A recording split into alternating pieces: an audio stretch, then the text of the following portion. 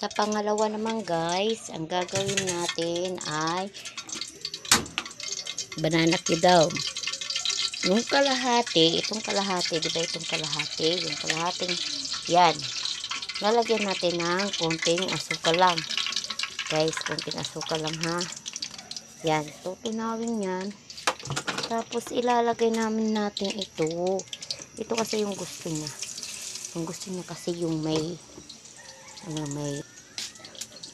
gusto niya kasi guys yung banana cue. Kaya yung kalahati, ito yung ginawa ko. Yan. Tayo na lang natin siya mag golden brown. Yan kasi ang gusto ng asawa ko. Ito naman yung nagawa ko kanina, di ba? Saging din siya.